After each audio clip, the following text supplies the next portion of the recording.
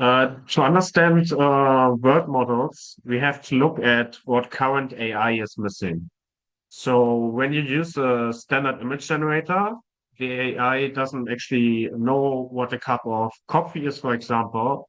It just knows which pixels usually sit next to each other, what makes a picture of a coffee cup. So if you ask it what the back of that cup looks like, or what happens if you push it off the table, it has no idea about it. And the output is just a flat painting. So a word model is fundamentally different. It is an AI system that actually understands and simulates the physical world. It builds internal representation of space. This is what we call spatial intelligence. And when a work model generates a scene, it's not just painting pixels, it's generating entire geometry. And it understands depth and all the environment. It knows that an object has a backside, that lightning bounces off surfaces in 3D, and depending on the model, how gravity and physics apply to those objects. And we are shifting from AI that makes pictures we can look at to AI that builds environments we can step into and interact with. So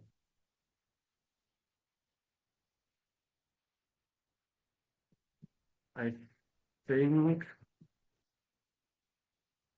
that slide was at the wrong position. So now that we know what world models are trying to achieve, let's look at the flavors they come with. And right now, the industry is approaching this from two main angles. The first one is we have video-based models. These are systems that understand the world chronologically. So they take an action or a prompt and predict the next logical frames. And it looks like a 3D world, but it's often a highly advanced illusion rendered in 2D video. And the second approach is that we have 3D or spatial models. And instead of predicting the next frame of a video, these generate actual 3D assets or point clouds, meshes, or how we call it, splats, that you can drop a camera into and move freely around in. And how deep does the AI understanding actually go? And for that, you can see on the right, we can think about it as a stack with four distinct levels of information. And the first level would be the visual. So this is just the surface layer. It means the AI understands RGB values, lighting, textures. It knows what things actually looks like. Then the second layer would be the geometric. This is the next step down. The AI understands now the depth, volume, XYZ coordinates, and it knows where things are in relation to each other. The third layer would be the physical layer. And here the AI understands the rules of the world. It calculates gravity, material properties, collisions, and kinematics, for example. And it knows what that a glass bottle shatters, but a rubber ball bounces if it falls down. And the last layer I wanted to mention here is the semantic layer, which is actually the deepest level. And it means that the AI can understand what an object is, what it is used for. It knows a door is meant to be opened or a chair is meant to sit on. And yeah, we are getting all of these four layers working perfectly together. That is like the holy grail of spatial intelligence.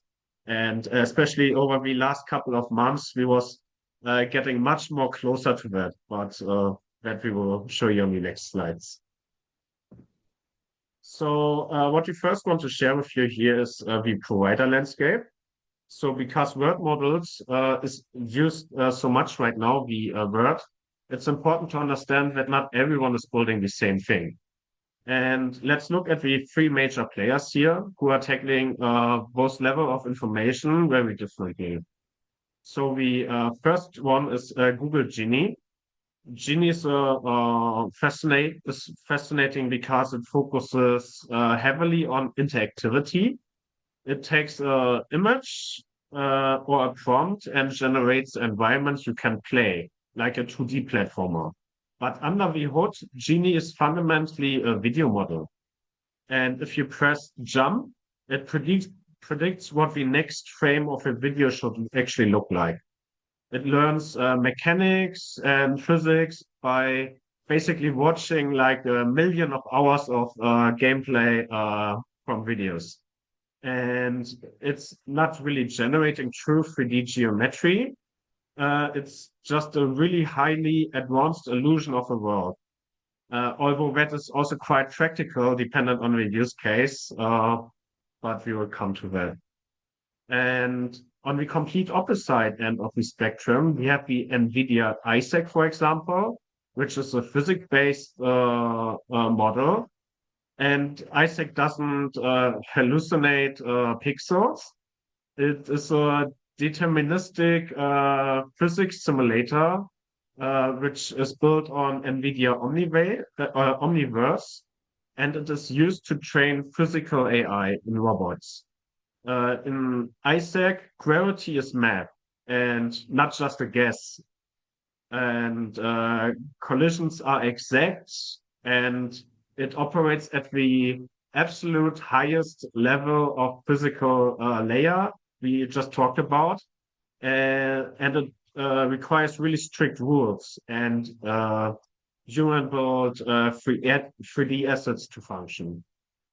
And finally, we have the bridge between these two concepts. It's World Labs. And World Labs focuses strictly on large world models. And instead of just predicting video frames or requiring hand-built assets, World Labs generates true volumetric 3D spaces from scratch.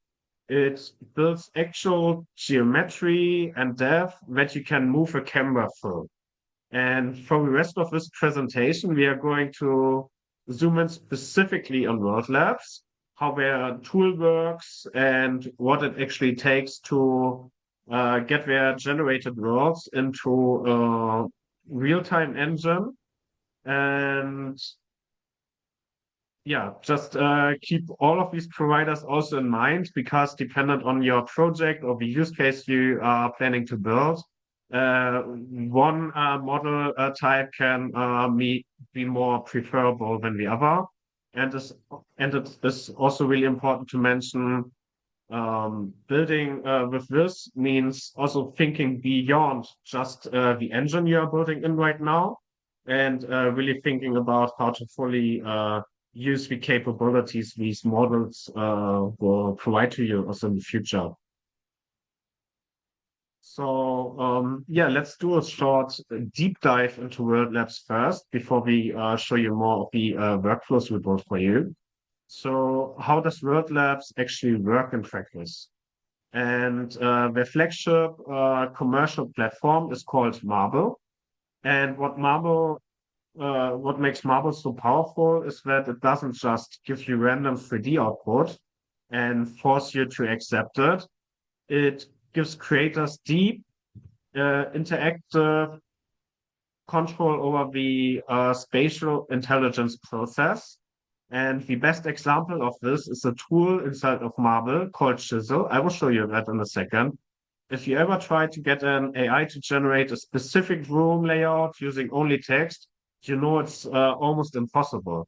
And Chisel solves that, for example, by letting you be the architect. You can prototype your environment by putting 3D objects like boxes in the room and then give a prompt to get a room which looks exactly like what you want.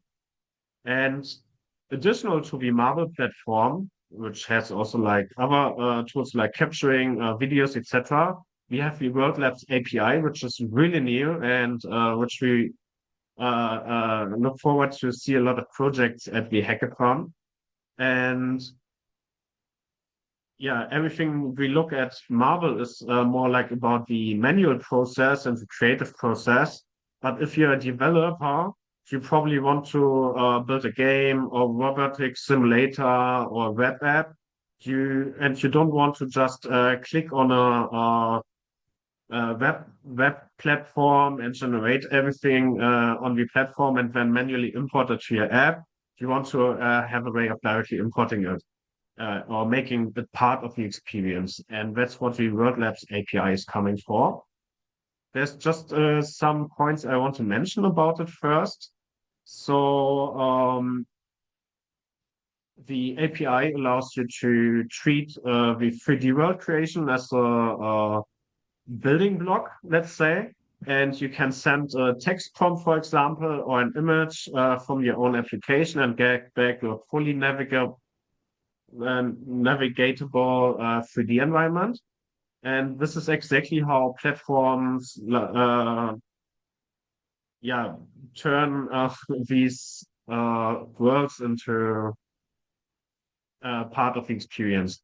And the API and Marvel, they're living in different worlds, platforms right now. So you have different tokens for them, and also worlds from Marvel are not available in the API and vice versa. But how about I just show you what exactly I mean? So if you search for World Labs, you actually will find their webpage. And if you click on Create with Marvel, you will be forwarded to this overlay. And you can already, when you log in, you can see different worlds here and you can directly jump into them and experience them like this. You can run around in them. And you can also really easily just create worlds. You can give a prompt here. You can create it. You can make a picture of it first and then generate it. And the chisel tool I just also told you about, it would be here. So, for example, you could build a small 3D scene. Just need some seconds to load. Exactly like this one. And here's also some templates. Here's, for example, a bedroom. And then you can generate a panorama, which will take this camera here in the middle, and it will create a panorama image from the entire environment. So it will take into account the depth map, like you can see a preview here.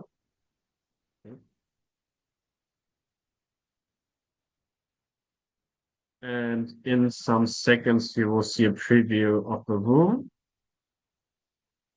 Exactly. And you can jump directly into it here on the right side, for example. And yeah, now you can see the entire room is full of things now, of a bed, for example. And if you put the opacity down here, you see that the bed is actually one of the cubes in the room, or the small cupboard over there's a box in 3D. And that's how you could also really individual create your own designs. So that's really cool about this. And the API we was just talking about, it would look like this.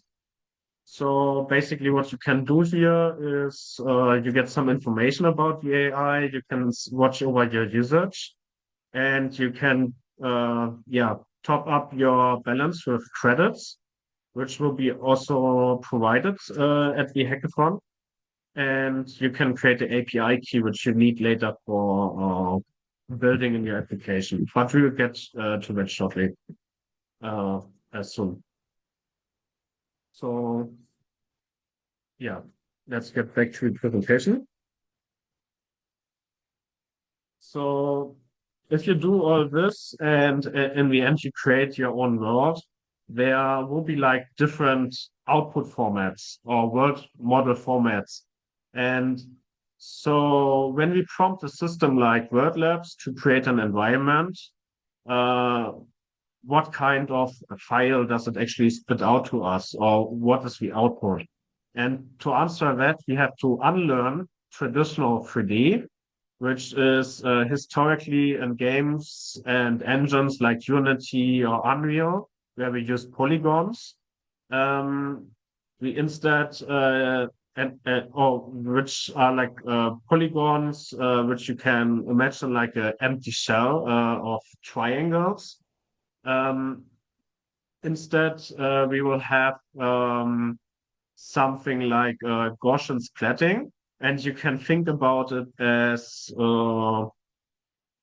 yeah, model format where each point in the Gaussian splat is a tiny blob, and each of these blobs has its own color, opacity, scale, volume. And when millions of these small blobs overlap, they form this incredible photorealistic volumetric scenes. And right now, the two file formats we will encounter here, uh, mostly when exporting these scenes, are .ply, so which is a standard point cloud format, which was adapted to hold splats, and .spz, which is an emerging compressed format to keep the file size down to make streaming possible and storing these massive files much easier. And yeah, that's it about the file format. Um, you saw there's already quite a lot of opportunities to also watch your splat and edit your splat in the World Labs editor. Um, but sometime you want to need to do some additional changes, especially at splats. You have a lot of noise in the generation, which you call floaters, for example. And to edit them, you need a special splat editor. And a good example of that is actually Super Splat. And it's something like the Photoshop for uh, Gaussian splats. And you import basically your scene into it. And you can use bounding boxes to crop out the background noise or select the floating artifacts or floaters with a lasso tool and delete them. You can import multiple worlds and merge them into one big file. And yeah, that's quite powerful. And we also wanted to show that shortly. So for that, I will go to my web browser. I will just open Supersplat. And this is the basic interface you can see here. It's empty right now. It's free available. Actually, it's open source. And you can just import a splat which you generated in Word Labs. Here's the example splat we have. And you can see you can use it as a viewer, but you can also use these tools down here. For example, this tool to mark different regions. And if you press the delete button on your keyboard, now you can delete parts of this plat. Or what is also cool is that you can adjust, for example, the color temperatures of the entire one or just parts of it, the saturation, the brightness, and yeah, all these kind of things. So it's a really powerful tool. We just wanted to show you that so that you're aware of it and can use it to make some of your words, maybe especially the important ones, more interesting. Um, exactly. So before we now go into the next points, so we have a beautiful generated world now, which is perfectly cleaned from Word Labs. And now we just drop it into Unreal Engine and build our or Unity and build our game, right? And well, this is where the pipelines right now hit a bit of a wall because where you will experience quite a lot of frictions. So, for example, the first issue could be the performance. So, Gaussian splatting looks incredibly photorealistic, but that fidelity comes at a really high cost to your GPU, and it's basically because you try to render probably like a million of individual blobs in real time. At each time frame, you need to render like a million blobs. So that can be quite hard to integrate.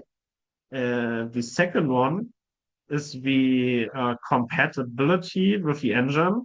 So game engines like Unreal or Unity have spent decades to optimize render for rendering polygons.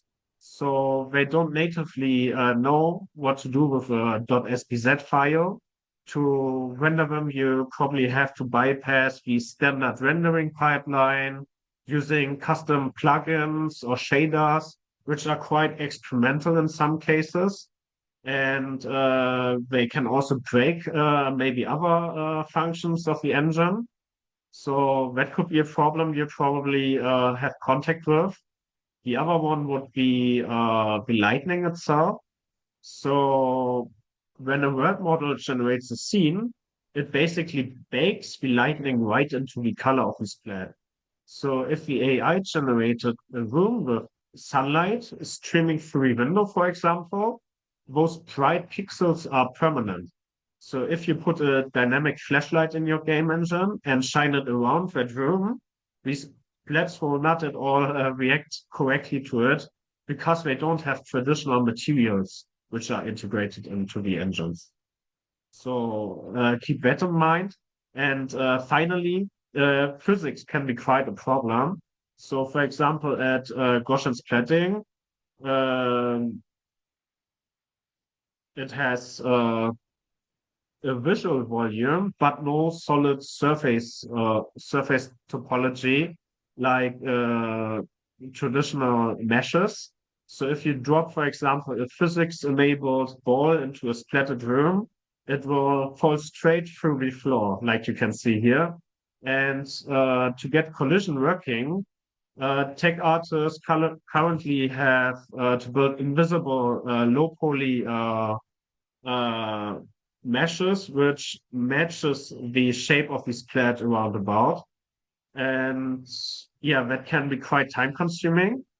But actually, Word Labs helps you a bit with that because they offer already AI generated meshes for physics you can use. And yeah, we can show you more about that soon. So yeah, before we get towards the workflows, we just wanted to show you some of the use cases we expect from you to build or some type of inspiration. So basically, we will have at the hackathon two different categories. It's one about filmmaking and entertainment apps, which you can see as an example here on the left, where you can use your phone to run through one of these AI-generated worlds and make a movie out of it. And on the right side from Ian Curtis from World Labs, you can see a game where you can run around in one of these AI generated worlds and yeah, have some fun. And on top, we offer a lot of top up categories with Pico. And yeah, we'll share more about that soon with you. So yeah, just as another example, what type of use cases you can build. We just wanted to spotlight the app Johannes built, who you hear more about later. And yeah, that's basically like a language learning app, which they built at the Sense AI hackathon in Barcelona. And you run through the world and you can learn about a language by interacting with the yeah, AI generated environment. So yeah, now we can want to finally share the different workflows we prepared for you. So because we know, especially with these new technologies, it can sometimes be really time consuming to build your first app, especially at a really short event like a hackathon. So we try to prepare a lot of workflows for you in different engines, libraries, etc., to help you getting started really fast. So the first one, which will be presented by Johannes later, will be the combination with WordLabs, IWSDK, which is the web framework for Meta, and the Spark.js library, which is from WordLabs, to build in the web really high quality world model experience. Then the second one would be WordLabs with Unity, where you can build experiences in Unity using the tools you maybe even probably already know, or the building blocks provided to you, for example, by Pico. And the last one would be the World Labs plus Unreal pipeline, which yeah will be for Unreal and also presented by Johannes.